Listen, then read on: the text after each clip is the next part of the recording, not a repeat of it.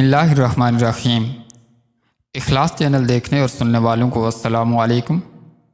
مہمان کا رزق کا ایک سچا واقعہ بیان کیا جاتا ہے کہ کسی گاؤں میں ایک صاحب کا اپنی بیوی سے جھگڑا ہو گیا۔ ابھی جھگڑا ختم نہیں ہوا تھا کہ اسی اثناء میں ان کے گھر مہمان آ گیا۔ خاوند نے اسے اپنی بیٹھک میں بٹھا دیا اور بیوی سے کہا کہ فلاں رشتہ دار مہمان آیا ہے، اس کے لیے کھانا بنا لو۔ وہ غصے میں تھی، کہنے لگی نہ تمہارے لیے کھانا ہے نہ تمہارے مہمان کے لیے۔ وہ بڑا پریشان ہوا کہ لڑائی تو ہماری اپنی ہے، اگر رشتہ دار کو اس بات کا پتہ چل گیا تو وہ خواہ مخواہ خاندان میں بات ہوگی اور خواری الگ سے ہوگی، لہٰذا خاموشی سے آ کر مہمان کے پاس چپ چاپ بیٹھ گیا۔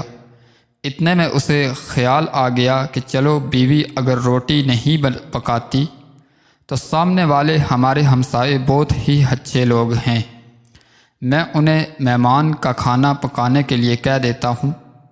چنانچہ وہ ان کے پاس گیا اور کہنے لگا کہ بیوی کی طبیعت آج کچھ خراب ہے، لہٰذا آپ ہمارے مہمان کے لیے کھانے کا انتظام کر دیں۔ انہوں نے کہا ٹھیک ہے۔ وہ مطمئن ہو کر مہمان کے پاس آ کر بیٹھ گیا کہ مہمان کو کم از کم کھانا تو مل جائے گا جس سے میری عزت بچ جائے گی۔ تھوڑی دیر کے بعد مہمان نے کہا کہ ذرا ٹھنڈا پانی تو لا دیجئے۔ وہ اٹھا کے گھڑے کا ٹھنڈا پانی لاتا ہوں۔ اندر گیا تو دیکھا کہ بیوی زاروں قطار رو رہی ہے۔ وہ بڑا حیران ہوا اور کہنے لگا کیا بات ہے؟ اس نے پہلے سے بھی زیادہ رونا شروع کر دیا۔ کہنے لگی بس مجھے معاف کر دیں۔ اس کے خاوند نے کہا کہ بتاؤ تو صحیح، آخر تمہارے رونے کی وجہ کیا ہے؟ تم ایسے کیوں رو رہی ہو؟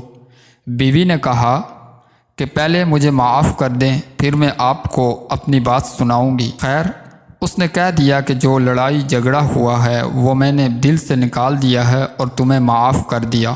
پھر وہ کہنے لگی کہ جب آپ نے آ کر مہمان کے بارے میں بتایا اور میں نے کہہ دیا کہ نہ تمہارے لیے کچھ پکے گا اور نہ ہی تمہارے مہمان کے لیے کچھ پکے گا تو آپ چلے گئے، مگر میں نے دل میں سوچا کہ لڑائی تو میری اور آپ کی ہے اور یہ مہمان رشتہ دار ہے، ہمیں اس کے سامنے اپنے جھگڑے کی پول نہیں کھولنا چاہیے۔ چنانچہ میں اٹھی کہ کھانا بناتی ہوں۔ جب میں باورچی خانے میں گئی، جس بوری میں ہمارا آٹا پڑا ہوتا ہے، ایک سفید لباس شخص اس بوری سے آٹا نکال رہا ہے۔ میں نے یہ منظر دیکھ کر سہم گئی۔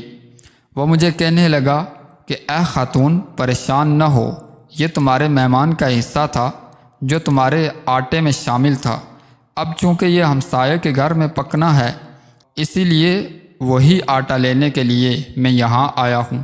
اس واقعے سے ثابت ہوتا ہے کہ مہمان بعد میں آتا ہے جبکہ اللہ تعالیٰ اس کا رزق پہلے بھیج دیتا ہے۔ یہ واقعہ کتاب خطبات فقیر سے ماخوذ کیا گیا ہے۔